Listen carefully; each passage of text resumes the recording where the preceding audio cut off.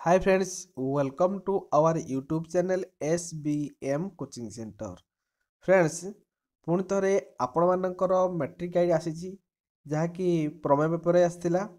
ଆଜିର practice set ହେଉଛି ଆପଣମାନଙ୍କର ସୋସିଆଲ ସାଇନ୍ସ ବା ରାଜନୀତି ବିଜ୍ଞାନ ଇତିହାସ ଏବଂ ଭୂଗୋଳ ଅର୍ଥନୀତି। ଆପଣମାନେ ତ ସମସ୍ତେ ଜାଣିଛନ୍ତି ନିହାତି ଏଗୁଡ଼ିକ ବହୁତ ଇମ୍ପୋର୍ଟାଣ୍ଟ, କାହିଁକି ନା ଏଗୁଡ଼ିକରୁ ହିଁ ସମସ୍ତ କ୍ୱେଶ୍ଚିନ୍ ପେପର ଆସିବ ପରୀକ୍ଷାରେ ଏବଂ ଏଗୁଡ଼ିକ ଆପଣମାନଙ୍କ ପ୍ରାକ୍ଟିସ୍ ଯଦି କରିବେ ତାହେଲେ ଆପଣମାନଙ୍କୁ ବୋର୍ଡ଼ ଏକ୍ଜାମରେ କୌଣସି ପ୍ରକାର ଅସୁବିଧା ହେବନି, ଭଲ ମାର୍କ ମଧ୍ୟ ରହିବ। ତ ଚାଲନ୍ତୁ ଡେରି ନକରି ଆମେ ଭିଡ଼ିଓକୁ ଷ୍ଟାର୍ଟ କରିବା ଏବଂ ଆପଣମାନେ ମଧ୍ୟ ନିଜ ମାର୍କ ଚେକ୍ କରିପାରିବେ କେତେ ମାର୍କ ଆପଣମାନଙ୍କର ପ୍ରକୃତରେ ରହିଲା। ତ ପ୍ରଥମେ ଆମେ ଦେଖିବା ଇତିହାସ ରାଜନୀତି ବିଜ୍ଞାନ। ତ ଏଇଠୁ ଆମେ ଷ୍ଟାର୍ଟ କରିବା। ଦେଖନ୍ତୁ ଏଇଠି ଯେଉଁ ପ୍ରଥମେ ଅପସନ୍ ଗୁଡ଼ିକ ନମ୍ବର ଦିଆଯାଇଛି ତାପରେ ଅପସନ୍ ଦିଆଯାଇଛି। ଏ ଅପସନ୍ ଗୁଡ଼ିକ ମଧ୍ୟରୁ ଆମେ ସଠିକ୍ ଉତ୍ତରକୁ କହିବା ଆଗରୁ ଆପଣମାନେ ମଧ୍ୟ ନିଜ ଅପସନ୍କୁ ଚେକ୍ କରନ୍ତୁ ଠିକ୍ ଉତ୍ତରକୁ ଏବଂ ନିଜେ ମାର୍କ ମଧ୍ୟ ଚେକ୍ କରନ୍ତୁ। ଦେଖନ୍ତୁ ବୋଧଦାୟୀର ସମ୍ପାଦକ ନାମ କ'ଣ ଥିଲା? ବୋଧଦାୟୀର ସମ୍ପାଦକ ନାମ ଥିଲା କିଏ? ଗୌରୀଶଙ୍କର ରାୟ ହେବ କି? ନାଇଁ, ଫକୀରମୋହନ ସେନାପତି, ନୀଳମଣି ବିଦ୍ୟାରତ୍ନ, ଗଙ୍ଗାଧର ମେହେର। ରାଇଟ୍ ଆନ୍ସର ହେବ ବୋଧଦାୟିନୀ ଫକୀରମୋହନ ସେନାପତି। ଅପସନ୍ ବି ହେବ ରାଇଟ୍ ଆନ୍ସର।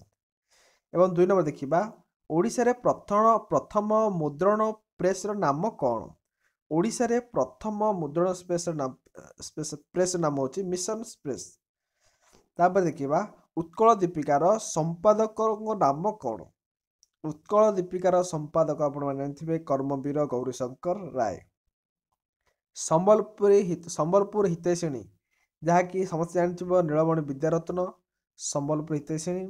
ତାପରେ ଦେଖିବା 5 ନମ୍ବର ଓଡ଼ିଶା କେବେ ତାର ସ୍ୱାଧୀନତା ହରାଇଲା? ଓଡ଼ିଶା 1568 ମସିହାରେ ତାର ସ୍ୱାଧୀନତା ହରାଇଲା। ଓଡ଼ିଶାର ଶେଷ ସ୍ୱାଧୀନ ହିନ୍ଦୁ ରାଜା କିଏ ଥିଲେ? ଓଡ଼ିଶାର ଶେଷ ହିନ୍ଦୁ ରାଜା ବା ସ୍ୱାଧୀନ ହିନ୍ଦୁ ରାଜା ମୁକୁନ୍ଦ ଦେବ ଥିଲେ। ତାପରେ ଦେଖିବା କେଉଁ ଅନୁଷ୍ଠାନ ପ୍ରତିଷ୍ଠା ଦ୍ୱାରା ଓଡ଼ିଆ ଭାଷାଭାଷୀ ଅଞ୍ଚଳ ଗୁଡ଼ିକର ଆନୁଷ୍ଠାନିକ ଭାବରେ ଏକତ୍ରୀକରଣ ଆରମ୍ଭ ହୋଇଥିଲା? ଏହା ରାଇଟ୍ ଆନ୍ସର ହେଲା ଅପସନ୍ ଏ ଉତ୍କଳ ସମ୍ମିଳନୀ। ଓଡ଼ିଶାକୁ ପ୍ରଥମେ କେଉଁମାନେ ଶାସନ କରିଥିଲେ? ଓଡ଼ିଶାକୁ ପ୍ରଥମେ ଆଫଗାନମାନେ ଶାସନ କରିଥିଲେ। କାହାକୁ ପ୍ରଶଂସା ଓ ଧନ୍ୟବାଦ ଜଣାଇବା ଉଦ୍ଦେଶ୍ୟରେ 1982 ମସିହା ଜୁନ 30 ତାରିଖ ଦିନ କଟକରେ ଏକ ବିରାଟ ସାଧାରଣ ସଭାର ଆୟୋଜିତ ହୋଇ ବହୁ ସଂଖ୍ୟକ ଓଡ଼ିଆମାନଙ୍କୁ ଏକତ୍ରିତ କରାଯାଇଥିଲା। ଲର୍ଡ ରିପନଙ୍କୁ ଓଡ଼ିଆମାନେ ଏକତ୍ରିତ ହୋଇକରି ସେମାନେ କ'ଣ କରିଥିଲେ? ସଭା କରିଥିଲେ। ତାପରେ ଦେଖିବା କେଉଁଠାରେ ଉତ୍କଳ ଭାଷା ଉନ୍ନତି ବୋଧଦାୟିନୀ ବା ବିଧାୟିନୀ ସଭା ଗଠିତ ହୋଇଥିଲା? ଉତ୍କଳ ଭାଷା ଉନ୍ନତି ବିଧାୟିନୀ ସଭା କେଉଁଠି ଗଠିତ ହୋଇଥିଲା? ବାଲେଶ୍ୱରଠାରେ ଗଠିତ ହୋଇଥିଲା। ମହିମା ଧର୍ମର ମୁଖ୍ୟ ପ୍ରବର୍ତ୍ତକ କିଏ? ମହିମା ଧର୍ମର ମୁଖ୍ୟ ପ୍ରବର୍ତ୍ତକ ହେଉଛନ୍ତି ମହିମା ଗୋସ୍ୱାମୀ। ମନେ ରଖନ୍ତୁ, ଭୀମ ଭୋଇ ହେବନି, ଭୀମ ଭୋଇ ପ୍ରଚାରକ। ଅଧିକାଂଶ ପିଲା ମହିମା ଧର୍ମର ଭୀମ ଭୋଇଙ୍କୁ ପ୍ରବର୍ତ୍ତକ ବୋଲି କହୁଛନ୍ତି, ନୁହଁ। ଆପଣମାନଙ୍କ ବହିରେ ଅଛି ମହିମା ଗୋସ୍ୱାମୀ ହେଉଛନ୍ତି ପ୍ରବର୍ତ୍ତକ ଏବଂ ପ୍ରଚାରକ ହେଉଛନ୍ତି ସନ୍ଥ କବି ଭୀମ ଭୋଇ। ଉତ୍କଳ ସମ୍ମିଳନୀର ପ୍ରତିଷ୍ଠାତା କିଏ? ଉତ୍କଳ ସମ୍ମିଳନୀର ପ୍ରତିଷ୍ଠା ହେଉଛନ୍ତି ମଧୁସୂଦନ ଦାସ। ଉତ୍କଳ ସଭାର ପ୍ରଥମ ସଭାପତି କିଏ ଥିଲେ? ଉତ୍କଳ ସଭାର ପ୍ରଥମ ସଭାପତି ଥିଲେ ଚୌଧୁରୀ କାଶୀନାଥ ଦାସ। ତାପରେ ଉତ୍କଳୀୟ କେବଳ ଓଡ଼ିଶା ଭାଷାଭାଷୀଙ୍କୁ ବୁଝାଏ ନାହିଁ। ଓଡ଼ିଶା ଯେଉଁମାନଙ୍କର ଜନ୍ମଭୂମି ଓ କର୍ମଭୂମି ସେମାନେ ସମସ୍ତେ ଉତ୍କଳୀୟ। ଏଟା କିଏ କହିଥିଲେ? ଏଟା କହିଥିଲେ ମଧୁସୂଦନ ଦାସ। କହିଥିଲେ ଯେ ଉତ୍କଳରେ ଯିଏ ଜନ୍ମ ହେଇଛି ତାହାର କେବଳ ଉତ୍କଳ ଭାଷାଭାଷୀ ଯିଏ ଓଡ଼ିଆ ଭାଷାକୁ ତାହା ନୁହେଁ, ଯେଉଁମାନଙ୍କର କର୍ମଭୂମି ଯେଉଁମାନଙ୍କର ଜନ୍ମଭୂମି ସେମାନେ ସମସ୍ତେ ଉତ୍କଳୀୟ। ଉତ୍କଳୀୟ ସମ୍ମିଳନୀର 10ମ ଅଧିବେଶନରେ କିଏ ଅଧ୍ୟକ୍ଷତା କରିଥିଲେ? ଦେଖନ୍ତୁ ବିକ୍ରମ ଦେବବର୍ମା 10ମ ଅଧିବେଶନରେ ଅଧ୍ୟକ୍ଷତା କରିଥିଲେ। ତାପରେ ଦେଖିବା 16 ନମ୍ବରରେ କହିଛି ରାଜା ସୁରପ୍ରତାପ ମହେନ୍ଦ୍ର ବାହାଦୁର କେଉଁ ସ୍ଥାନର ରାଜା ଥିଲେ? ଢେଙ୍କାନାଳର ରାଜା ଥିଲେ। ତାପରେ ଦେଖିବା ଉତ୍କଳ ସଭାର ପ୍ରଥମ ସମ୍ପାଦକ କିଏ ଥିଲେ? ଉତ୍କଳ ସଭାର ପ୍ରଥମ ସମ୍ପାଦକ ଥିଲେ କର୍ମବୀର ଗୌରୀଶଙ୍କର ରାୟ। ତାପରେ ଦେଖିବା ଓଡ଼ିଶାର ସର୍ବପ୍ରଥମ ସୁସଂଗଠିତ ରାଜନୈତିକ ଅନୁଷ୍ଠାନର ନାମ କ'ଣ? ଓଡ଼ିଶାର ସର୍ବପ୍ରଥମେ ରାଜନୈତିକ ଅନୁଷ୍ଠାନ ଥିଲା ଉତ୍କଳ ସଭା। ତାପରେ ଦେଖିବା ଖ୍ରୀଷ୍ଟ ଧର୍ମ ବ୍ରାହ୍ମଣ ଧର୍ମ ବିରୁଦ୍ଧରେ ଓଡ଼ିଶାରେ କେଉଁ ଧର୍ମ ମୁଣ୍ଡ ଟେକିଥିଲା? ଖ୍ରୀଷ୍ଟ ଧର୍ମ ବ୍ରାହ୍ମଣ ଧର୍ମ ବିରୁଦ୍ଧରେ ମହିମା ଧର୍ମ ମୁଣ୍ଡ ଟେକିଥିଲା। ନିମ୍ନୋକ୍ତ ମଧ୍ୟରୁ କେଉଁଟି ନିର୍ବାଚନ ଅଧିକାରୀଙ୍କ ଦ୍ୱାରା କାର୍ଯ୍ୟ ପରିସରଭୁକ୍ତ ନୁହେଁ? ଅପସନ୍ ଗୁଡ଼ିକ ମଧ୍ୟରୁ ମତଦାନ ହବନି ତ ଘୋଷଣା ହବନି, ନିର୍ବାଚନ ପ୍ରଚାର ହବ। ରାଜ୍ୟ ନିର୍ବାଚନ ଆୟୁକ୍ତ କାହା ଦ୍ୱାରା ନିଯୁକ୍ତ ହୋଇଥାନ୍ତି? ରାଜ୍ୟ ନିର୍ବାଚନ ଆୟୁକ୍ତ କାହା ଦ୍ୱାରା ସମ୍ପୃକ୍ତ ରାଜ୍ୟପାଳଙ୍କ ଦ୍ୱାରା ନିଯୁକ୍ତ ହୋଇଥାନ୍ତି? ଦେଖନ୍ତୁ ସମ୍ପୃକ୍ତ ରାଜ୍ୟର ରାଜ୍ୟପାଳଙ୍କ ଦ୍ୱାରା ନିଯୁକ୍ତି ହୋଇଥାନ୍ତି। ସମ୍ବିଧାନର କେଉଁ ସଂଶୋଧନରେ ଅନୁସୂଚିତ ଜାତି ଜନଜାତି ମହିଳାଙ୍କ ପାଇଁ ସ୍ୱାୟତ୍ତ ଶାସନ ବ୍ୟବସ୍ଥାରେ ଆସନ ସଂରକ୍ଷିତ କରାଯାଇଛି? ସମ୍ବିଧାନର ଧାରା 73 ଆଉ 74ତମ। କେଉଁଟି ସାର୍ବଜନୀନ ମତଦାନ ବ୍ୟବସ୍ଥାର ଅନ୍ତର୍ଭୁକ୍ତ ନୁହେଁ? ସାର୍ବଜନୀନ ମତଦାନ ବ୍ୟବସ୍ଥାର ଅନ୍ତର୍ଭୁକ୍ତ କୋଉଟା ଦେଖନ୍ତୁ, ନ୍ୟାୟ ବ୍ୟବସ୍ଥା ହେଉଛି ହବ ରାଇଟ୍ ଆନ୍ସର। ଉପରାଷ୍ଟ୍ରପତିଙ୍କ ନିର୍ବାଚନରେ କିଏ ତତ୍ତ୍ୱାବଧାନତା କରନ୍ତି? ଉପରାଷ୍ଟ୍ରପତିଙ୍କ ନିର୍ବାଚନରେ ରାଷ୍ଟ୍ରପତି ତତ୍ତ୍ୱାବଧାନତା କରନ୍ତି। ସମ୍ବିଧାନର କେଉଁ ଧାରା ଅନୁସାରେ ଏକ ତିନି ସଦସ୍ୟ ବିଶିଷ୍ଟ ନିର୍ବାଚନ ଆୟୋଗ ଗଠିତ? ସମ୍ବିଧାନର ଧାରା କେତେ? 324 ଧାରାରେ କ'ଣ ହେଇଛି? ଏକ 3 ସଦସ୍ୟ ବିଶିଷ୍ଟ ନିର୍ବାଚନ ଆୟୋଗ ଗଠିତ ହୋଇଛି। ଏ ଥିଲା ଆପଣମାନଙ୍କର ଇତିହାସ ଏବଂ ଆମେ ଦେଖିବା ଭୂଗୋଳ ଅର୍ଥନୀତି। ଏହାର ପ୍ରଥମ କ୍ୱେଶ୍ଚିନ୍ କହିଛି, ପ୍ରଥମ ପ୍ରଶ୍ନ, ଦାକ୍ଷିଣାତ୍ୟର ଜ୍ୱାଳାମୁଖୀ ନିର୍ଗତ ଲାଭାସୃଷ୍ଟ ମାଳଭୂମିର ବାସାଲ୍ଟ ଶିଳାରୁ କେଉଁ ମୃତ୍ତିକା ସୃଷ୍ଟି ହୋଇଥାଏ? ଏହାର ଅପସନ୍ ଗୁଡ଼ିକ ଦେଖନ୍ତୁ, ପଟୁ ମୃତ୍ତିକା ହବ କି ନାହିଁ, ଲ୍ୟାଟରାଇଟ୍ ମୃତ୍ତିକା ହବ କି ନାହିଁ, ଲୋହିତ ମୃତ୍ତିକା ହବ କି ନାହିଁ, କୃଷ୍ଣ ମୃତ୍ତିକା ହବ। ଅପେକ୍ଷାକୃତ ଶୁଷ୍କ ଅଞ୍ଚଳରେ ଦେଖାଯାଉଥିବା ପଟୁ ମୃତ୍ତିକାକୁ କ'ଣ କୁହାଯାଏ?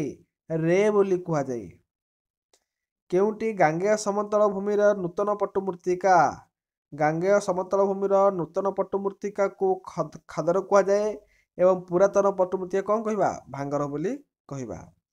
ମୃତ୍ତିକାର ନିମ୍ନୋକ୍ତ କେଉଁ ବିଶେଷତ୍ୱ ଅନ୍ୟ ତିନୋଟି ଠାରୁ ଭିନ୍ନ ଅଟେ? ଦେଖନ୍ତୁ, ରଙ୍ଗ, ଛିଦ୍ରତା, ଲବଣତା, ସଂରଚନା। କୋଉଟା ହବ? ସଂରଚନା ହବ, ଲବଣତା ହବ। ବିଭିନ୍ନ ଅଞ୍ଚଳର ଭୂପ୍ରକୃତି, ଜଳବାୟୁ ଓ ପ୍ରାକୃତିକ ଉଦ୍ଭିଦ ଭିତ୍ତିରେ ଭାରତୀୟ କୃଷି ଗବେଷଣା ପରିଷଦ ଭାରତର ମୃତ୍ତିକାକୁ କେତେ ଭାଗରେ ବିଭକ୍ତ କରିଛନ୍ତି? ଦେଖନ୍ତୁ ଅପସନ୍ 4, 6, 9, 10। ତ ରାଇଟ୍ ଆନ୍ସର କୋଉଟା ହବ? 9 ହବ। 9 ହବ ଏହାର ରାଇଟ୍ ଆନ୍ସର। ନିମ୍ନୋକ୍ତ କେଉଁ ମୃତ୍ତିକାଟି ଅନ୍ୟ 3 ପ୍ରକାର ମୃତ୍ତିକାର ମିଶ୍ରଣ ହେତୁ ସୃଷ୍ଟି ହେଇଛି? କୋଉଟା ହବ? ଦୋରସା।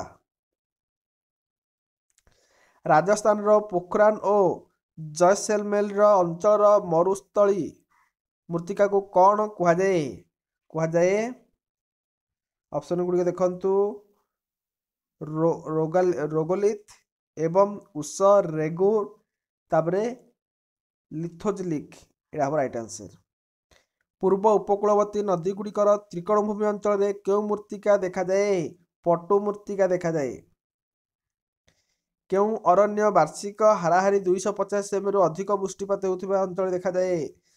କୋଉଟା ଦେଖନ୍ତୁ, ଅପସନ୍ ହବ କ୍ରାନ୍ତୀୟ ଆର୍ଦ୍ର ଚିରହରିତ ଅରଣ୍ୟ। କେଉଁ ଅରଣ୍ୟକୁ ଦକ୍ଷିଣ ଭାରତରେ ସ୍ଥାନୀୟ ଭାବେ ସୋଲାସ୍ କୁହାଯାଏ? ଦକ୍ଷିଣ ଭାରତର ସ୍ଥାନୀୟ ଭାବରେ ସୋଲାସ୍ କାହାକୁ କହିବା? ନା ନାତିଶୀତୋଷ୍ଣ ଅରଣ୍ୟ, ପାର୍ବତ୍ୟ ଅରଣ୍ୟ।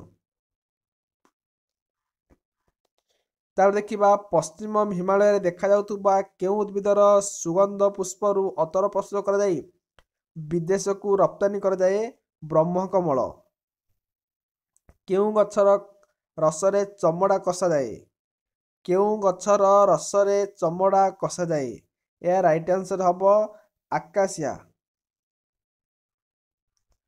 ନିମ୍ନୋକ୍ତ କେଉଁ ଜାତୀୟ ଉଦ୍ଭିଦ 50 ସେମିରୁ କମ୍ ବୃଷ୍ଟିପାତ ହେଉଥିବା ଅଞ୍ଚଳରେ ଦେଖାଯାଏ? जहाँकि बहुत कम वर्षा होची काक्टस। केउं अरण्य को मुक्त अरण्य कहा जाए? अवर्गीकृत अरण्य को मृत अरण्य मुक्त अरण्य कहा जाए। केउं अरण्यरू काष्ठ संग्रह तथा पशुचारण ପାଇଁ साधारण जनता को अनुमति मिल न थाए? केउं अरण्यरू काठ संग्रह ପାଇଁ ना संरक्षित अरण्यरू काठ संग्रह ପାଇଁ ଏହା गुड़िक कौन हुएनि अनुमति जनता को मिल न थाए? निम्नोक्त केउं कारण जोगु राज्य सरकार केउं अरण्यटी राज्य सरकारଙ୍କର नियंत्रणରେ ରହିଥାଏ? बेसरकारी अरण्य, गोष्ठी अरण्य, राज्य अरण्य, उपरोक्त समस्त कोड़ा राज्य अरण्यटी राज्य सरकारଙ୍କ नियंत्रण रही थाए। केउं अरण्य को मौसुमी अरण्य बोली कहा जाए? क्रांतीय आर्द्र पर्णमोची अरण्य को मौसुमी अरण्य बोली कहा जाए। भारतर संविधान अनुसार अरण्य को केते भागरे विभक्त कराइछि? 3 भागरे विभक्त कराइछि। आम देश में केतोटी द्रव्य को नहीं पाइकारी दर सूचक निर्णय करा जाए? आम देश में 440टी द्रव्य को लेकर पाइकारी दर सूचक करा जाए। दर वृद्धि साधारणतः केते प्रकार पद्धति रे निरूपण करा जाए? दर वृद्धि साधारणतः 2 प्रकार। तापर देखिबा अधिक मात्रा रे दर वृद्धि केउ मानक पई अधिक लाभ पाइबार सुजोग सृष्टि करे? अधिक मात्रा रे जहा कि के व्यवसाय मानक पई, खाउटी मानक पई नहीं हबनी, व्यवसाय मानक पई। निम्नोक्त मध्यरु केउंटी एक नित्य व्यवहार्य कार्य? सबुठारु नित्य व्यवहार कार्य कोडा बा पदार्थ कोडा? पेट्रोल, डीजेल, साबुन, तेल। कोडा हम देखंतु तेलडा। जातीय संचय सर्टिफिकेट केते वर्ष पई केंद्र सरकार द्वारा प्रचलित एक अनुबंधन पत्र अटे? 6 वर्ष। नेक्स्ट, जातीय संचय सर्टिफिकेट केउंठारु क्रय करा जाए? जातीय संचय सर्टिफिकेट डाकघर रु क्रय करा जाए। जेतेबेले एक अर्थव्यवस्थार समूह चाहिदा मोट जोगाण चाहिदा ठारू अधिक होई थाए ताकू आमे कहिबा जे देखो समूह चाहिदा ठारू जोगाण चाहिदा ठारू यदि अधिक हबो ताहले ताकू कोन कहिबो? चाहिदा आकर्षण मुद्रास्फीति बोली कहिबो। पिला माने आमे एबे केतेरा इतिहास भूगोलर 25 इतिहासर 25टी एवं भूगोलर मध्य 25टी मोट आमे 50टी एमसीक्यू आलोचना कले। एही 50टा मध्यरु आपण मानकर केतोटी एमसीक्यू ठीक अछि ताकू आपण माने निश्चित कमेंट माध्यम रे जणेबे। आशा करूछि वीडियोटी आपण मानको बहुत हेल्पफुल हबो। जदि वीडियोटी भल लागिला ताहले वीडियो को लाइक कर देबे एवं नुआ जदि आपण माने जेमि प्रैक्टिस चाहूचंती ताहले चैनल को सब्सक्राइब करी पाखरे थिबा बेल आइकन दबे ऑल नोटिफिकेशन को क्लिक कर देबे। रहउछि बंधुगण, परवर्ती वीडियो पुणी देखा हबो।